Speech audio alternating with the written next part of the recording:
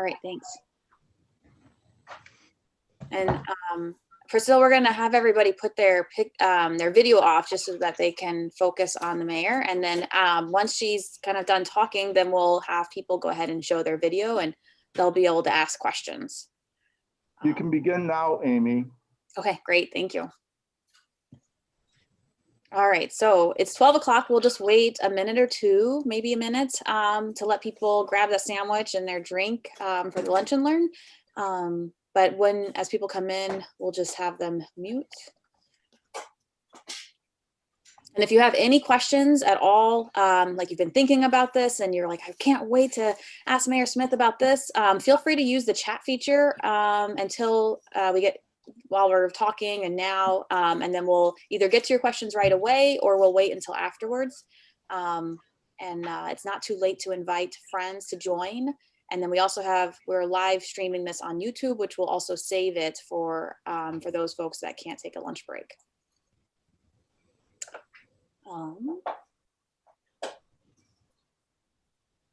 Wait, maybe a couple more seconds.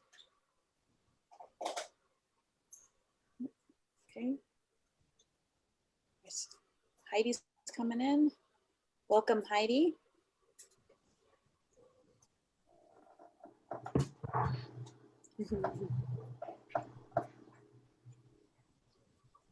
All right. And then Heidi, I'm going to go ahead and I think I can do it. If you could just put yourself on mute, that would be good once you're connected.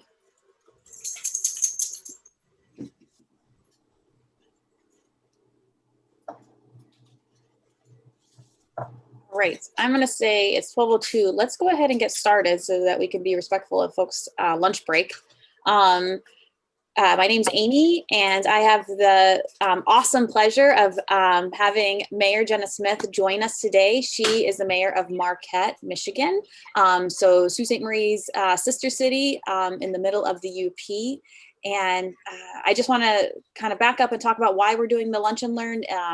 So as a League of Women Voters, we are a nonpartisan organization, which means we do not support or oppose candidates or parties. We do voter education and advocacy, though. And one of our big things is that we're an organization that got started in the suffrage movement. And we really believe that democracy works when women have a voice and have political power. And as a normal person living in the Eastern Upper Peninsula, I noticed that there's not a lot of female representation up here. For example, our Chippewa County Board has 5 members and they're all men, and they have been all men for as long as I can remember.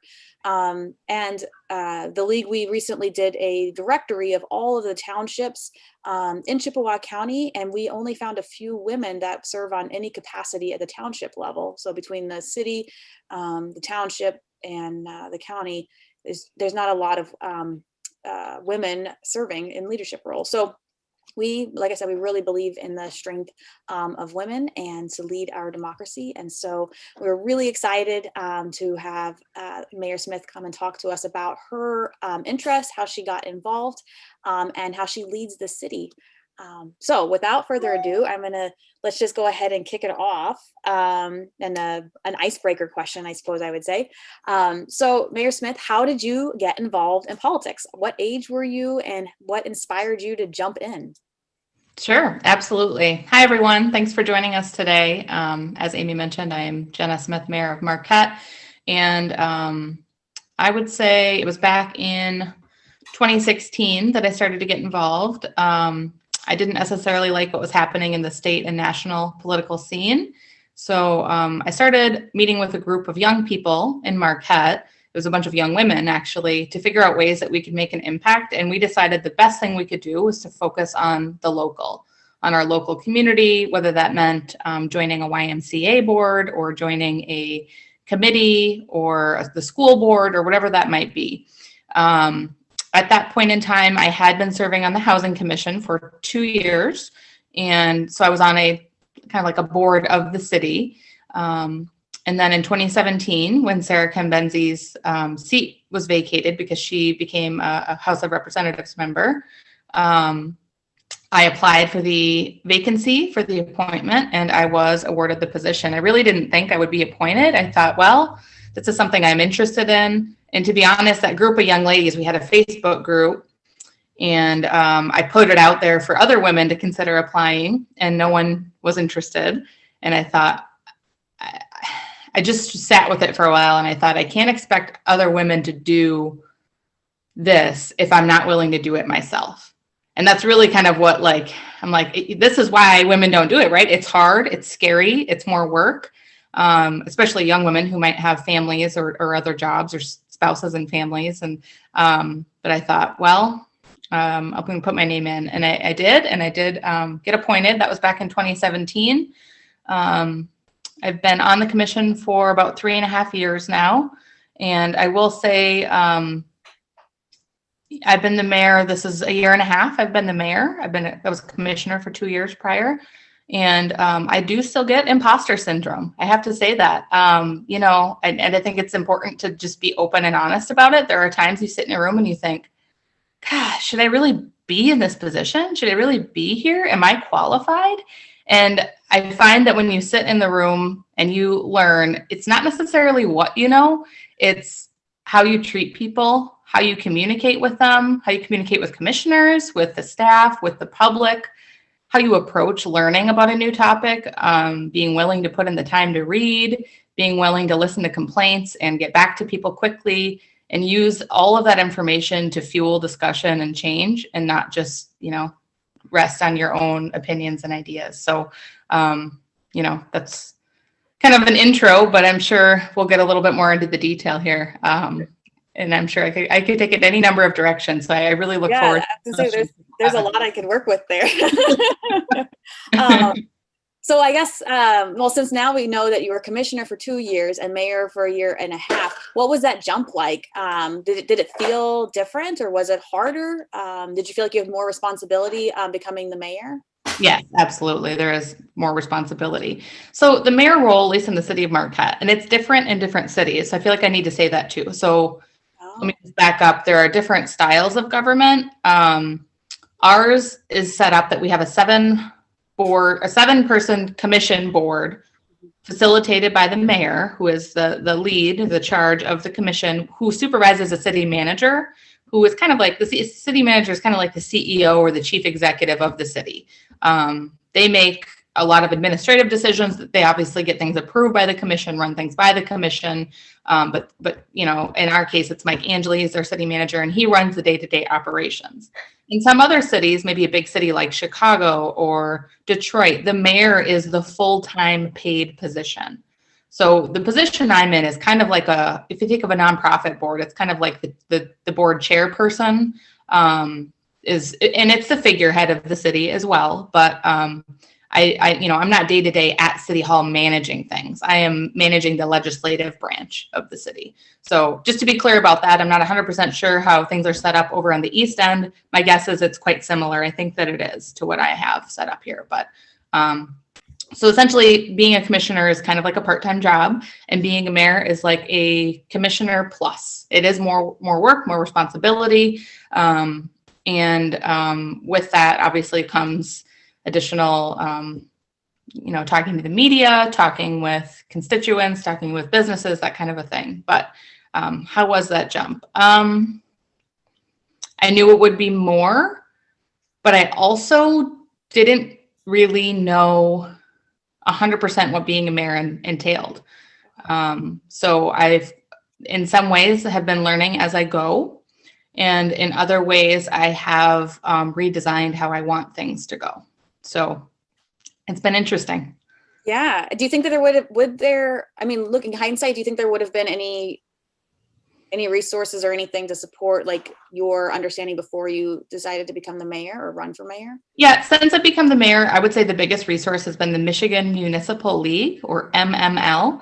I've done some trainings with them, and I had done some prior, but not specifically on, you know, the mayor duties.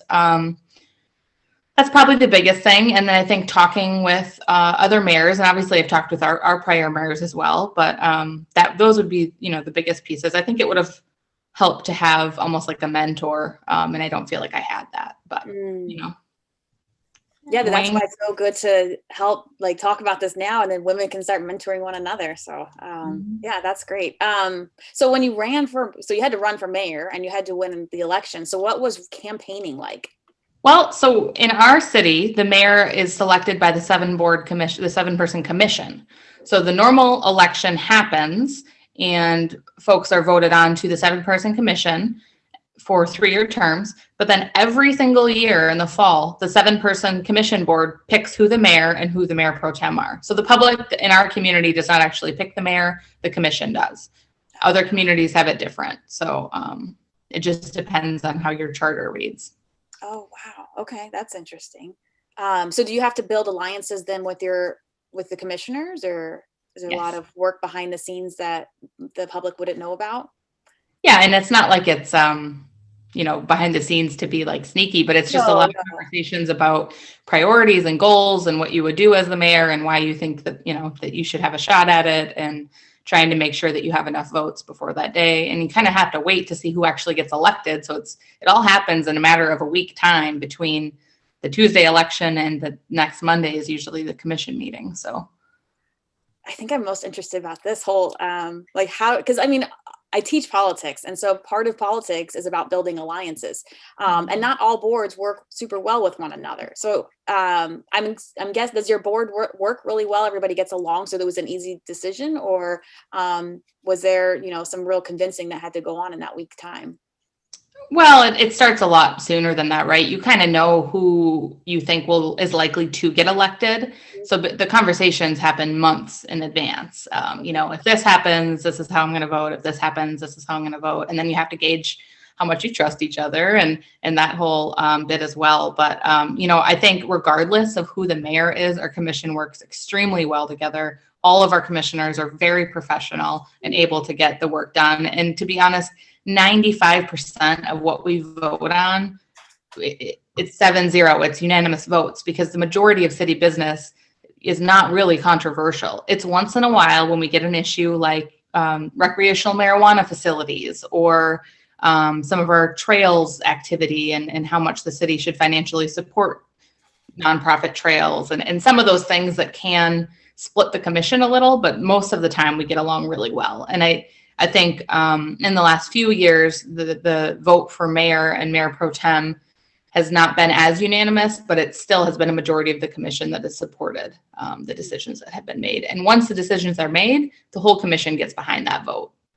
That's what I've seen in my time. So yeah, no, that sounds interesting. I like to watch the Sault Ste. Marie City Commission, and it does seem very similar, where oftentimes all of the commissioners and the mayor will vote, together, and it's oftentimes unanimous with just a few different topics. So as a woman who brings your own skill sets, what do you think that you bring to the table when you are governing? How do you govern, do you think, differently than your other commissioners who are not women, or women? I think being a woman, being a mother of young children, time and efficiency is very important to me. So I think I bring a really valuable skill set to the table in making sure that we're accomplishing business and we're not wasting time on frivolous tasks. So I have been commented many times that I run a very efficient meeting, that I move things along nicely. So I'm very proud of that. Now, other mayors may not feel like that is a strong suit. They may have other things, but that's something that I think that I do well, and I'm proud of that. Additionally, when we look at different, so sometimes we have to look at like raising the water rates, the stormwater, the water, the wastewater treatment, the rates. And we try to think about different aspects of that. Maybe people who rent houses instead of own houses, or how the tenant landlord situation plays in, and, trying to just think about different perspectives, as a mom, someone with kids, just thinking about our whole community and how that might impact people. I try to also, as we have the ability to appoint folks to commissions, that we are considering all candidates. I wish we had more candidates for some of our commissions and committees, but, really just kind of looking at that through a different lens through my experience in life. Yeah, I don't know. I don't have an articulate answer, I don't think, for that one, but those are the things that come to mind for right now anyway. No, I think that sounds good. I mean, really, I mean, what I heard is that because you live, like, you're living a different maybe experience than some of the other commissioners. And so you're able to bring those experiences to the table. And you know that there is a population within Marquette that, they're going to use resources differently or think about those resources differently. And so you're able to help bring voice to that. And so I think that in itself, when we think about governing, having different perspectives around the table to bring those different perspectives in, that is going to be more representative of the community as opposed to all people on the same, coming from the same background. Agreed. So I think that just makes a better board altogether because we know our communities aren't one group of people. And that being said, each commissioner represents the entire community, but it's really difficult to have perspective of, like you said, of everyone in that community. So it really just helps to kind of balance some of our conversations. Yeah, no, that's really great. So I guess going to personal life, how do you balance family? How do you balance job? How do you balance all of this stuff? Because I think that is one of the big hurdles or burdens that women we oftentimes call it the second shift. We work all day and then you come home and then you got to take care of the kids and sports and things like that, and so we don't have, I think oftentimes women have the leisure time, or we feel like we can't give that part of ourselves until maybe retirement. So how do you have any tips for people to how you balance it? Well, I mean, for me, I have a very supportive husband. We balance our household duties and our childcare duties 50-50. If not, sometimes he takes more of the lead on those sometimes. So I know that is not the reality of every woman, and it's not the reality of every man. It's a relationship, and you may or may not be able to balance that. I moved back home so I grew up in Marquette. I lived in Colorado. I should back up. Grew up in Marquette. I went to school at U of M in Ann Arbor, was in Colorado for 5 years. And after 10 years of being away, I moved back to Marquette in 2014. And the reason I did that is because we've got both sets of grandparents here. This is before we even tried to start having kids, because we wanted that support system. And not everyone has that. And I know that's a privilege, and I recognize that privilege. And that compared with my supportive husband, those are the only reasons I can do this, in addition to working a full-time job. Mm-hmm. So I work a full-time job during the day. I'm the mayor at nights and weekends. And I have a 4-year-old and a 1-year-old. So I get it. Not everyone can do that. And, sometimes I question whether or not I can. But, but I would say be realistic about figure out, I guess for me, before I even joined the commission, I tried to figure out what the general time commitment per week was. And I was told, probably 10 to 15 hours a week. Varies. Sometimes it's 5, sometimes it's 20 or 25. It really depends. And I had a really good understanding of when the meetings were, whether they were after hours, during business hours. I budgeted out like how much vacation time I would need to use from my daytime job to be able to do this. I talked with my boss. They were okay with it. So I made sure that all that was in place, that I had enough time to do it. And then obviously conversations even prior to that with my husband, with my family, every other Monday night, I'm going to need some extra support, mapping out what it looks like, seeing where you can plug the holes. If I didn't have that much support with my family, I could have hired like a babysitter or something like that, but I haven't had to need to do that thus far. But yeah, it's a lot of time management, a lot of coordination, a lot of planning. And I mean, alternatively, if you didn't work a full-time job and you just did something like this, it would be a lot easier. Yeah, that sounds, yes. It's hard, right? It's super hard. And I know various women do it with children, and they figure it out. Especially when, something's happening at the city or the state level and they're very fired up. I remember I used to live in Virginia, and there was a woman and she was pregnant with twins, and she was fired up and she was running for office, and she had babies while campaigning, and she was still campaigning with babies in arms. And, neighbors and friends would come and hold the baby so that she could keep, and she won her seat. Yeah, I can identify with that. When I was sworn in as mayor for the first time, I was 7 months pregnant. Yeah. Oh, wow. Yeah. So exactly it. Yep. Wow. So, so let me think. I have a few questions here. Let's see. Oh, One thing I just wanted to add there, Amy, I'm sorry to interrupt you, but no. one thing that is a really good intro to this is I was on the Housing Commission for 2 years before I was ever on the City Commission, which is a lot lower of a time commitment. And it really kind of gets you like a foot in the door, familiar with how city government and committees work. So, and there are tons of committees, either for city government, county government, even state government, where it's a resume builder, it's a networking opportunity. And a lot of those things are on Zoom right now, which is really, really easy to just, maybe go downstairs or in a room in your house and just call in for an hour or two a month on a Zoom call, build your knowledge base, get to read some interesting, maybe sometimes boring PDFs, but you're building your knowledge base, you're providing valuable input. So I think that's one of the best ways to just get your foot in the door and see if you're interested in something, is serving on a committee. I could not agree more. Here locally, I serve on the Zoning Board of Appeals, and you learn so much. And if you've never been in a nonprofit space, so you've never served on a board, and if you've never really been a part of government, it really is the best way to get that, education. And say maybe you're too afraid, or maybe the board that you want is already at capacity. Going to those meetings and watching those meetings when you can is another way, a great way to learn, because then you can see what the commissioner is having to, what they do and how they interact with the public. But I think I absolutely agree. If you can you get familiar with the Robert's rules of order, you get familiar with the agenda coming out ahead of time and having to read the packet and schedule, and it's just like, and then if you happen to do it in a bigger venue, it's all the same. It's just with a TV6 news crew there. Right. So you have to and bigger, more money, more topics, but the flow is a little angrier. Yeah. But you understand, to make a motion, to make a second, public comment, all these things are not foreign to you then. Right. Yep, absolutely. You can do it kind of a practice run, sort of, training wheels until you make the big time. So no, that's great. I'm glad you mentioned that, because I think that's really important for women who are interested but don't know where to start and are certainly not ready maybe to run a campaign. You don't have to run a campaign to serve on, Housing Commission, or I used to also do the Parks Commission, and, everybody cares about parks, and it's an easy gig and learns about government.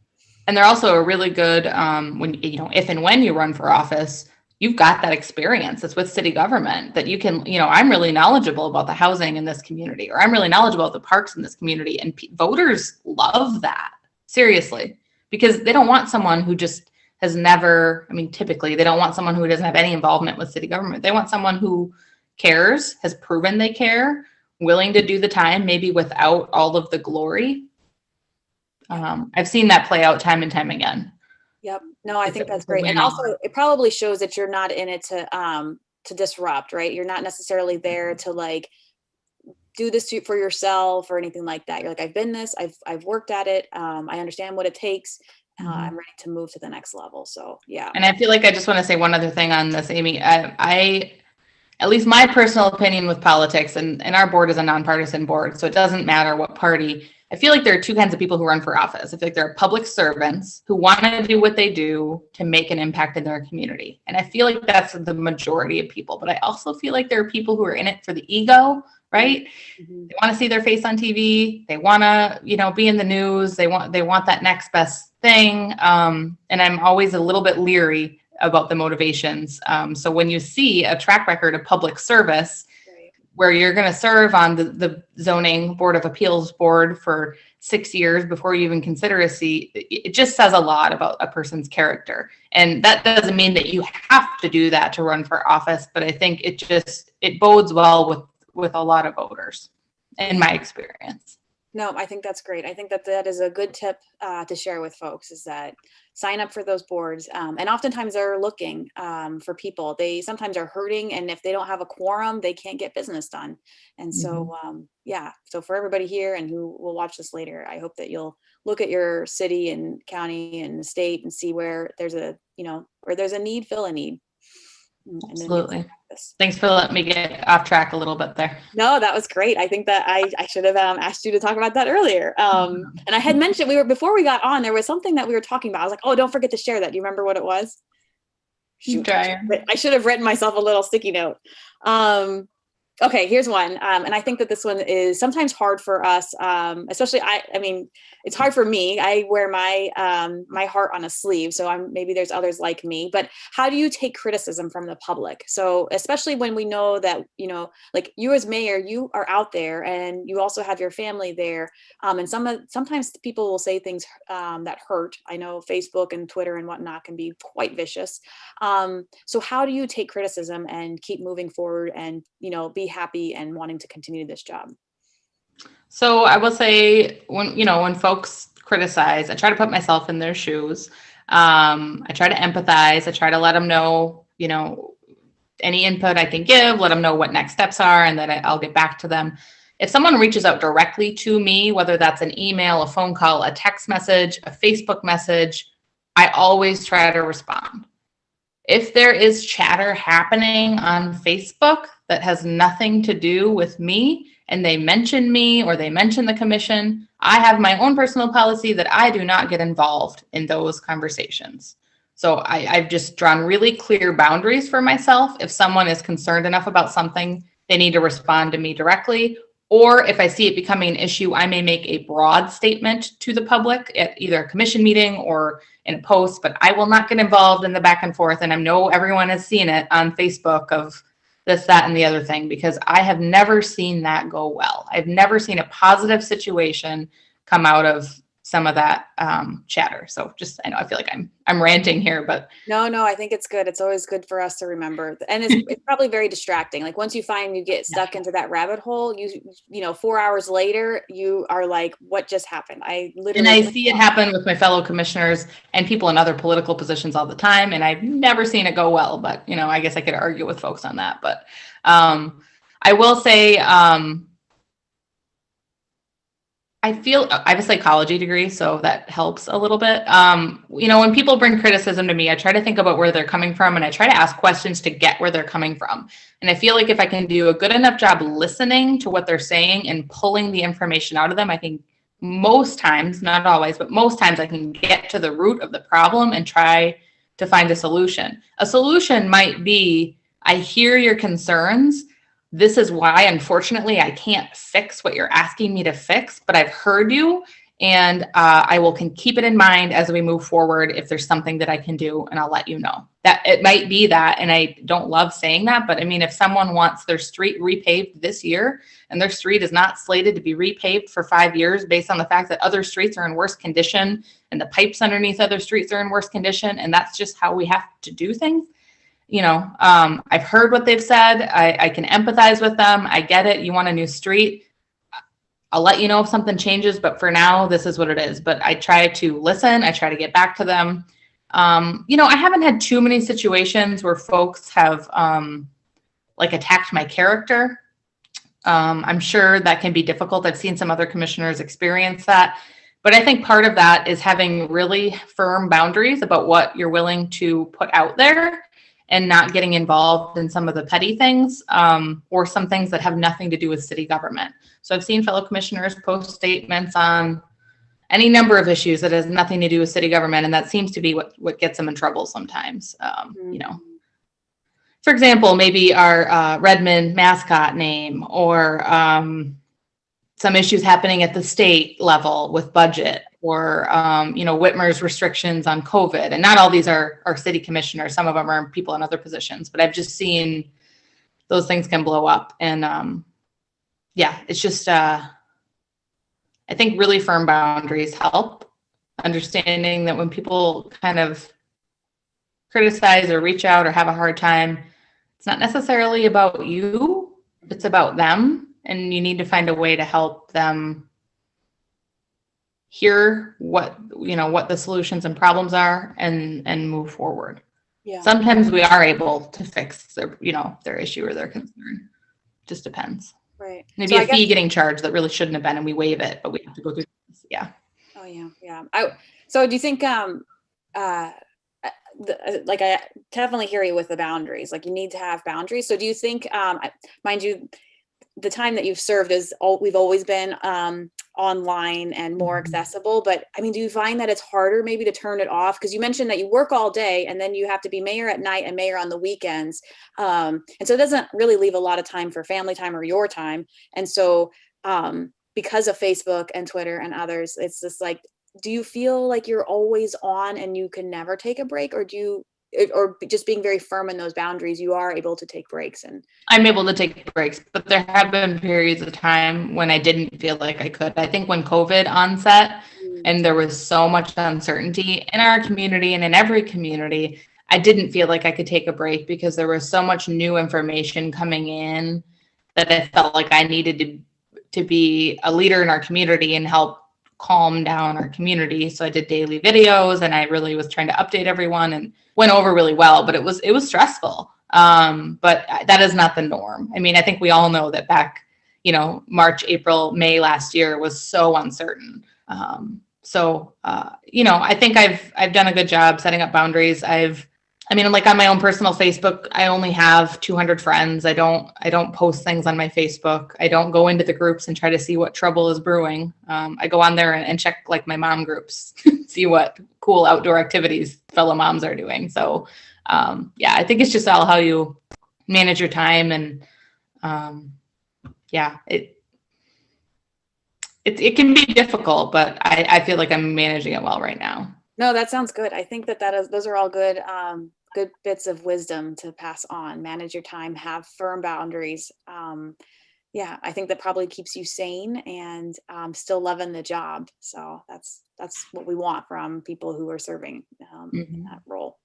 Okay, I have two more questions, and then let's open it up for the audience. So one is, I would be amiss if I didn't mention that it is Women's History Month.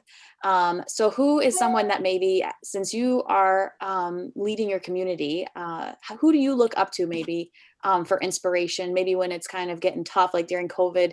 Who do you look to that maybe you're like, you know what, I can find that determination and grit and make this happen? Yeah, growing up, I looked up to our governor when I think I was in maybe high school and college, was Jennifer Granholm. So she is an inspiration for me. Other local elected officials in our area, Sarah Reynolds was a former city commissioner, and she kind of helped guide me along. Sarah Kimbenzi as well. And then I would say a little bit more recently, I've really looked up to the leadership of Dana Nessel, our Attorney General, Jocelyn Benson, our Secretary of State, both in Michigan, and then our Governor, Gretchen Whitmer, and most recently, Kamala Harris, our new Vice President. So those are folks that I look up to. I'm sure there are any number of others, but. Yeah, no, that's great. So on that note, what are ways do you think, and so this will be my last question, then we'll open it up, ways to support women who want to run? So you did mention, just to give a reminder to folks, so as good tips is to have firm boundaries, to try to get on a commission, like something, whether it's housing or parks or whatever, get your foot in the door. And I really heard, I think throughout what you're saying is be an active listener. So make sure you're really listening to people, responding to people. You can't always, make it rain rainbows, but you can certainly at least say, I hear you. I know, I understand what you're coming from. And I'll keep that in mind. So what are some ways that you think for women who are wanting to run or who are interested or want to, help a friend get there? What are some resources or tips that you could give them? Yeah. So I did remember our conversation from earlier, and it feeds into this.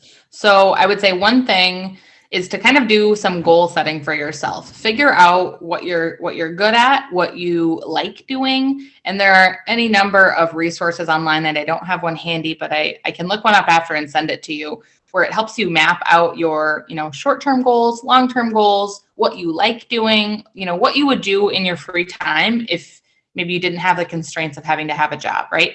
Figure out what your passion is and then go from there. So if your passion is, you want more, I guess better parks in your area, for example, and you decide you want to serve on the Parks and Rec Committee, that's great. But I think what I've seen and what I would just like to say in this is not everyone is suited to be an elected official. And it's not that they can't be, but I've seen there are other roles in government that are important. so that you could actually work as a staff member in government. You could work as a support person or like a campaign manager, helping to get folks elected that you believe in. And you might be able to make a bigger impact with your skill set and help multiple people get into seats and stay in seats. Versus, if you ran, it might not have the same effect if that's your skill set. Another skill set is activism. So some folks are really passionate about a certain topic and really good at organizing and inspiring people to get together and donate money and go to rallies and sign petitions. And, that's needed too. And I just have found that if you run for elected office and you are maybe an activist, it can be really difficult to see the speed at which government actually really works.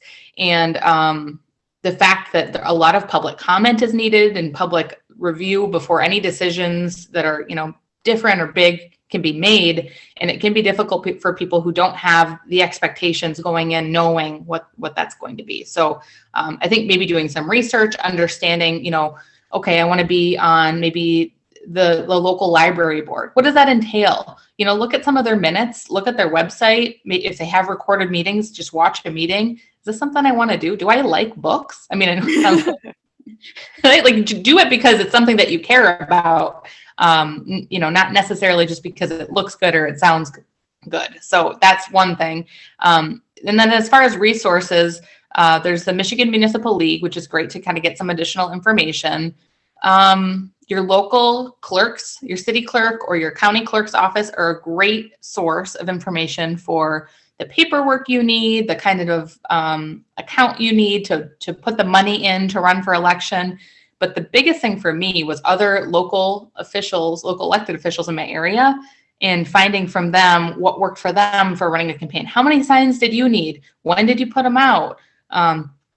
Did you think about the fact that most people are going to vote absentee, so you want to get your signs out even earlier than what you thought was the primary date? And, all those pieces, conversations, networking, that's the biggest thing. But to get into those circles, you have to start somewhere. So the committees are a great way to get started in that. Honestly, reaching out, emailing or giving a phone call to someone on the commission or maybe the county commission or whatever board you're interested in, and just letting them know that you might be interested in running. Would you be willing to meet with me? I've met with a number of people who are interested in running, and some have run for election and some have said, you know what, it's not for me, but I support you in what you're doing. And that's fine.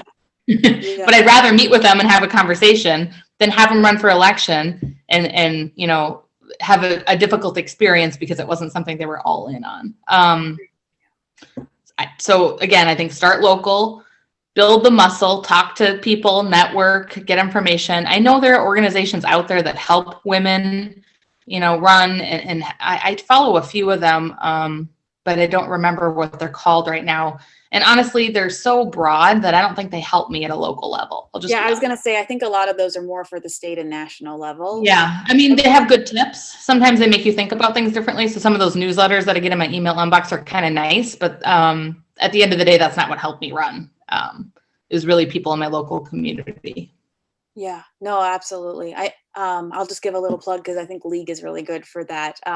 Partly because they teach us how to be on the boards and, your parliamentary procedures and keeping track of documentation, and we have to do our own finances and whatnot. So I think that even joining nonprofit boards are probably very helpful.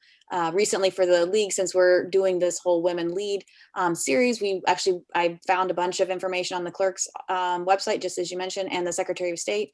And so finding all these links and then posting. And so, yeah, just as you're talking. So that's, so it sounds like we as League are trying to do exactly what you're telling. So that's good. All right. I think that's it. Oh, I did want to show, since you said, like just different resources, there are like books too. I don't know if you can see my banner. Can't quite see it.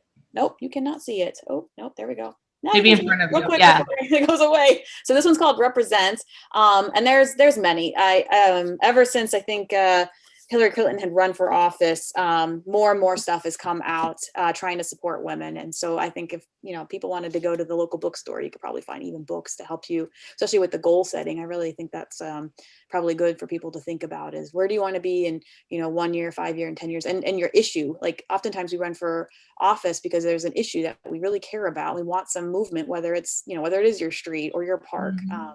And so trying to figure out what's the best avenue to get that issue fixed, whether you need to be on a commission or run for office, or just talk to somebody. So. And I will say what I've seen anyway is the folks who run for office and succeed the most don't have just a single issue. Maybe that's what gets them inspired initially, but at the end of the day, the ones who I see do the best job are in it because they want to serve the public good. Yeah. Like me personally, I would like to see more affordable housing options in the city of Marquette. I would like to make sure our budget is balanced. I would like to make sure we've got a really solid strategic plan. I would like to look at some of our talent attraction and retention and childcare and some of those pieces.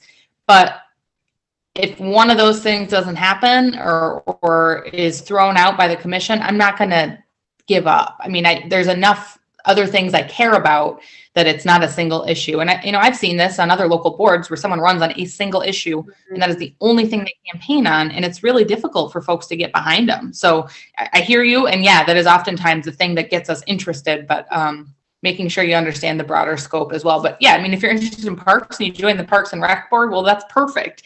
But if your goal is, I want a dog park, and you join the city commission and the city commission votes down, we don't have enough money for a dog park, you're going to have a broader focus than that. Yeah, that's a bad not day. a real life That's a bad issue. day. Yeah. Hopefully you would have started with the Parks Commission and then realized, wow, there's a lot more to running the city. Because oftentimes I know like the zoning board of appeals, like we're like, oh, wait, that's a planning commission, or, that's the tree commission. And so then you start learning like, oh, there's a lot more to this than just my little space. And hopefully after some time, then you're like, you know what? I like all of these committees. I want to sit on all of them. Oh, yeah. And that's the city commission for you, There or the you county. Exactly. Or a state rep or a senator or, Right. Absolutely. All right. So I'm going to go ahead and say, folks, if you can take yourself off mute, I think. And if you have any questions, feel free to go ahead and ask. Let's see. What is it? I got little buttons over here. I have not done this before. So Paul, I'm going to lean on you to help me so I don't mess it up. But if you have any questions, feel free to ask Mayor Smith, and she will answer it the best she can. If you can't, you can also type it in the chat. And you can also, if you want to you can be on your video too, if you'd like to. You don't have to stay off video. So. Well, while people may be thinking, you had asked you said ask for 2 books you recommend. So I have those. And maybe people have already read these, but one is called The Hate You Give by Angie Thomas. I love that book. Which is a really good shift in perspective on what it means to be a Black person in America and have to deal with some of the violence and the killings and the everything else. So, and it's The Hate You Give with a U, not Y-O-U, but by Angie Thomas. And then the other one is called Find the Good. It's by Heather Lende, Lende. And it is it's a gal who writes obituaries in a small town in Alaska. And I know it sounds grim, but it is so hopeful and so reflective. It just has given me a lot of joy. So I thought I would share that one as well. And it's kind of like, it reads like a bunch of short stories. Oh, that sounds really nice, actually. Yeah, especially from being in where we're cold and small town. So it sounds like it's very relevant. There are some things that were kind of related. And I see Priscilla's question here. This is the second time I've been asked this today. Thank you for asking, Priscilla. So as I mentioned, I have maybe I didn't mention it. Maybe I don't think we did before. Oh, so I have a 4.5-year-old daughter. Her name is Olive. And I have a 1-year-old daughter, and her name is Clara. And I've committed to my family that I will be solely in Marquette County until they have both graduated from high school. So at this point in time, I do not have a plan to run for higher office. But if that's something I consider, it will not be for 17 plus years. I will say that I have considered maybe running for county commission in a future year because it's right here once I get termed out on the city commission. But I don't know that I necessarily see that as a higher office. I think it's just an alternate. I mean, it kind of is, but it's not Lansing, it's not DC, and I'm not even there, but I have been asked that question, and I'm not willing to go there until my kids are out of the house. I think county would be a good one. I have always thought that if I wanted to serve, I'd probably want to go to county just because of like criminal justice and hospitals and, you know, airport and things like that, more roads. So, Yeah. it's I a haven't good one. committed to You that yet, feel so a lot maybe of just people don't share that far and wide. I know it'll be on YouTube, but you know. Right, do our best. I hear you. Is there any other questions that anybody have for Mayor Smith? Go ahead and you can unmute yourself. And you can take your video back on so that we can see you. I had a question if no one else wants to ask one right now. Sure. My name is Nathan Wright. I'm down in Petoskey. And I love everything I'm hearing. I'm learning a ton from this. So this is really good. Even how you deal with Facebook issues. That was pretty cool. Good. I'm glad. I get myself into trouble sometimes getting involved in those conversations. And I say the same thing afterwards. Like, should I have even said anything? But my question is, how do you deal with division when you have division on the board because of politics? What have you done, or what do you suggest to overcome that? Build strong relationships with each commissioner as best you can. Try to build as much of a rapport, get to know them as a person, get to know, you know, what makes them tick, what makes them do what they want to do, what issues are important to them.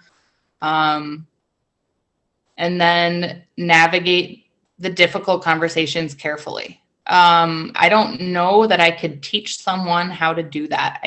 And I don't want to like toot my own horn, but I think to some degree that is a skill that's kind of it's learned over time. And I mean, so I think you had asked how old I was when I got on the commission, and I skirted that question because I forgot. I was 29 when I got on the commission. I'm 34 now. I was almost 30, but anyway, I know I'm kind of a young person, although I've been told that I'm not that young. So I'm older than you by a lot, so let's just keep it there. Well, I know, but like on Facebook, people can be mean, and I don't really consider that mean, but people were telling me I'm not actually a young professional anymore. Okay. Oh, I know. Anyway, I know I'm not like as experienced as many folks who are in this field. So it can take time. It can take messing up and learning that, oh, I should have maybe phrased that differently, or, you know, I've really got to be careful with how I phrase this. I find myself using a lot of words like most of the time and likely and possibly. It's just, you know, the conversations you have to to have some space, I think. To work towards building consensus and try to get your opinions and ideas across, and sometimes things that I'm trying to bring the commission together on, I don't necessarily have a strong opinion about, but I'm just trying to get them. It's not even agreeing on how we'll vote. Sometimes it's agreeing on a process, right? For example, whether or not we should have face-to-face meetings or whether the meeting should be virtual, like back in the spring. I mean, we had a number of different ideas about how that should go, and how you go about having individual conversations and building consensus about what's fair, what the commission will support. It takes time. It takes a lot of patience and willingness to talk with people and hear them. Is that helping? How else? Do you have follow-up questions? I feel like I didn't answer the whole question. No, I think it's a complicated question, but I think you answered it pretty well. And it's something that, you know, happens often on different, I've seen it, you know, attending different board meetings. You see that division sometimes, and either you take it in the direction where you fight each other and you build a wall, or you take it in the direction that you just suggested. So I appreciate your answer. Yeah, and I would say that we haven't, to my, you know, at least as far as I've been doing this, I don't see any big walls. We've been able to work through, and like I said, 95% of the time, everything we do is everyone agrees. But there's 5% of issues or or topics that we feel like we want some other opinion on. And sometimes it's a process. It's not like a yes, no vote. It's a, how do we go about picking who our community stakeholders are to help pick our next city manager, right? It's not even a yes, no vote. It's like a piece of the overall puzzle. But I would say having a psychology degree helps.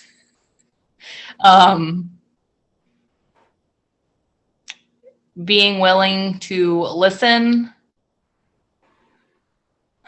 but I mean, it's on the other people too, and their willingness to talk through. So I know in my situation, all of my commissioners are willing to talk through issues and figure out what's best for the city. And I don't feel like anyone on our board has like an ulterior motive going on. They all want what's best for the city.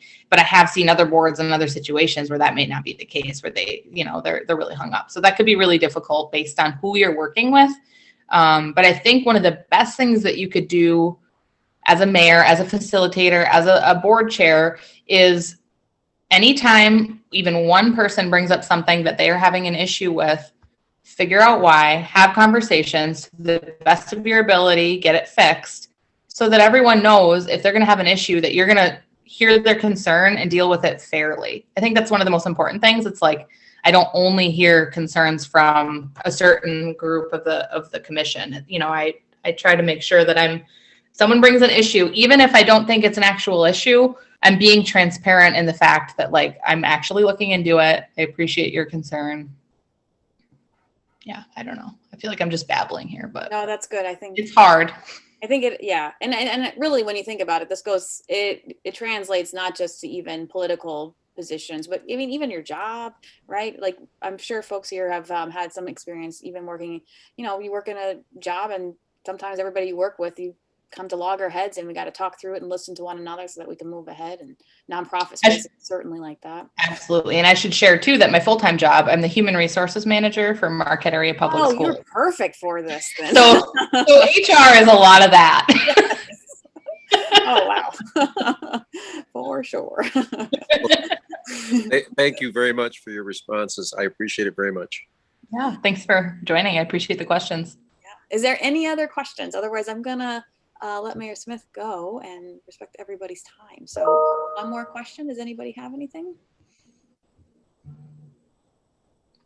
Anything burning? Nope. Okay. Go. I have one thing I want to close with.